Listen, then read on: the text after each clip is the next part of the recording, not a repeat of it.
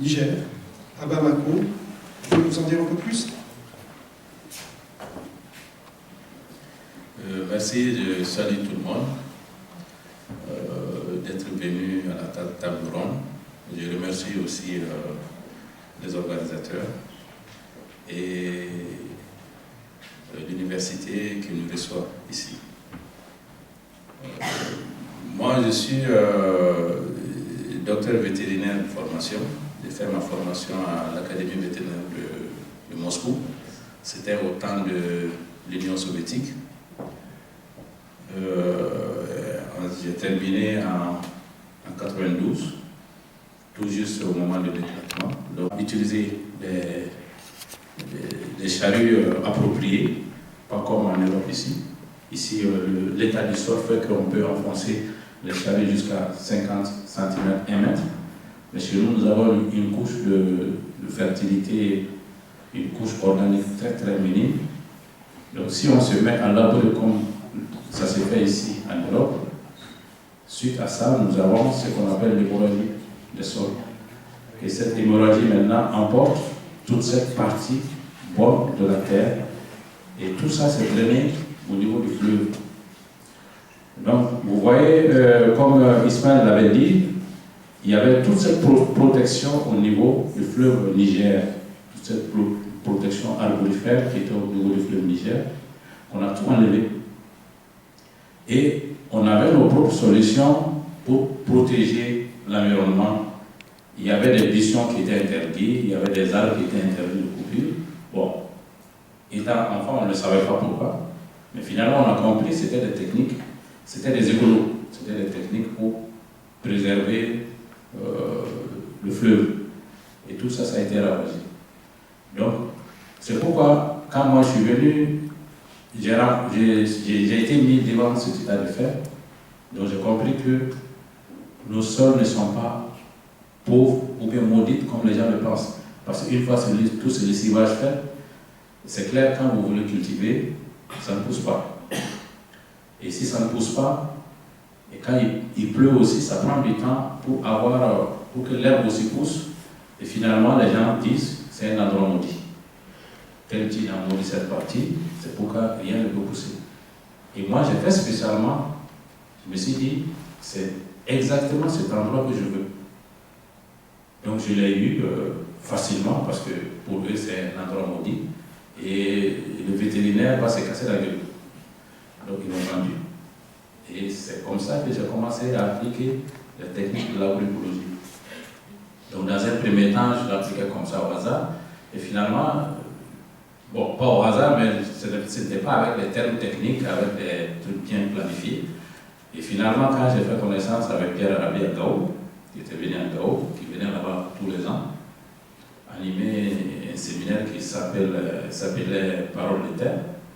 Donc c'est comme ça que j'ai commencé à sympathiser avec lui, jusqu'à ce que lui aussi, il a trouvé en moi quelqu'un qui peut vraiment le remplacer en Afrique de l'Ouest. Donc petit à petit, j'ai essayé d'aménager par les techniques de l'agroécologie, le compostage, l'aménagement des terres pour éviter le lessivage qui peut amener l'ensablement, c'est-à-dire les liquettes anti-érosives. Donc, j'ai planté beaucoup d'arbres. C'est un endroit, au début, quand vous venez, il n'y avait pas d'arbres. Absolument, il n'y avait rien. Donc, au bout de 5 ans, quand vous allez le visiter maintenant, vous allez trouver que c'est quand même un endroit qui a beaucoup changé. Et ensuite, maintenant, j'ai associé l'élevage. Étant vétérinaire, c'était plus facile pour moi d'associer l'élevage parce que c'est l'ensemble de ces deux activités qui nous permettent de réhabiliter les sols, de les rendre plus perméables et de lutter contre les lessivages, contre les hémorragies. Donc quand j'ai eu à faire tout ça, j'ai commencé à produire. Dans un premier temps, c'était une production réservée à ma propre consommation. Et ensuite, quand les choses sont parties comme je le souhaitais, donc j'ai commencé maintenant à vendre ces produits. Et un jour, j'ai reçu la visite de la personne, Daniel Guillon, qui a introduit les AMAP ici, en France, qui a été le premier à faire les amas. Donc c'est lui qui m'a expliqué un peu qu'est-ce que c'est que les amas. Et bon, au début, je l'ai dit, c'est quelque chose qui serait difficile à marcher chez nous parce que les gens ne sont pas dans cette philosophie d'acheter ou bien de préfinancer la nourriture. Mais de toute façon, on est allé et puis ça marchait. Donc on a ouvert la première amas, une distribution comme ça. Actuellement, nous sommes à 30 familles. On livre à 30 familles la nourriture 2 fois par semaine.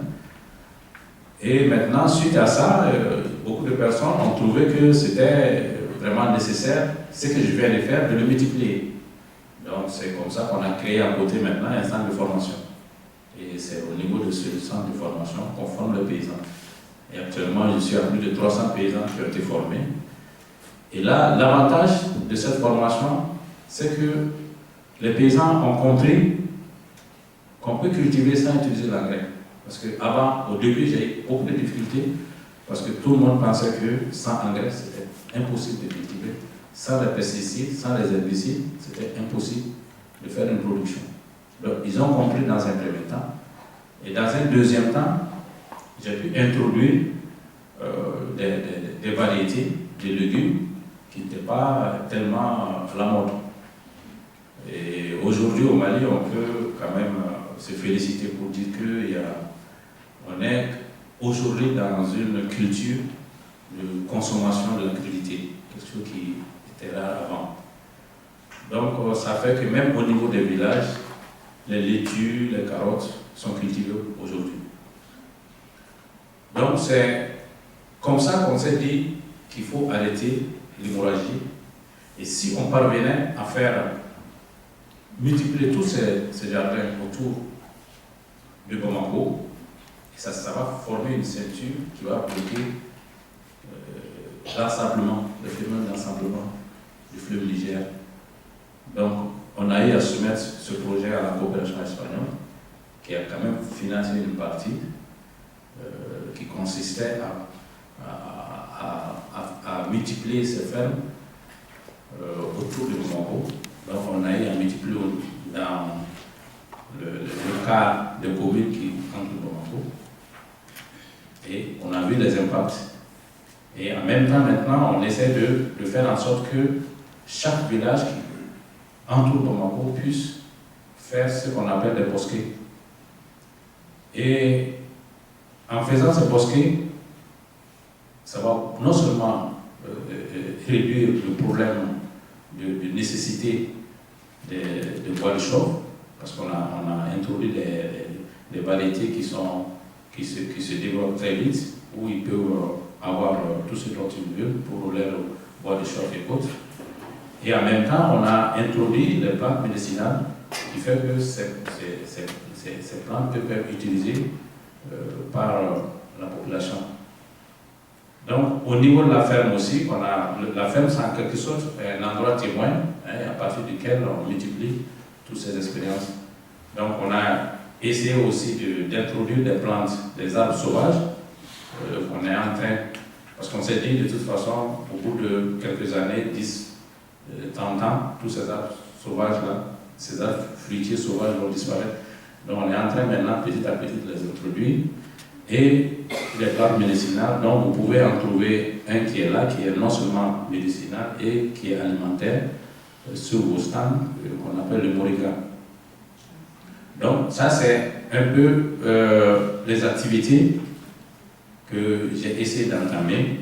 Au début j'étais seul, aujourd'hui on est en groupe, on est regroupé au sein d'une association qui s'appelle Agroécologie et Développement Durable. Mais dans nos activités, nous avons des difficultés. Des difficultés, dans un premier temps, au niveau des fermes, nous avons des difficultés d'approvisionnement en eau. Parce qu'avec l'ensablement du fleuve, c'est clair, là où le niveau de la nappe a baissé. Donc, là où l'eau pouvait... Parce que quand vous voyez, les puits que nous faisons à notre niveau, quand ça atteint le niveau du fleuve, immédiatement nous avons l'eau. Donc plus il y a l'ensablement, plus il y a peu d'eau au niveau du fleuve. Et nous aussi, on est confronté au problème d'eau. Donc, on est confronté à ce problème d'eau. Et dans un deuxième temps, les paysans qu'on forme, on est confronté aussi au problème comment les équiper. Et la troisième difficulté, c'est que c'est une activité qui intéresse peu les autorités politiques. Donc, voilà ce que je voulais ajouter. S'il y a des questions. Merci.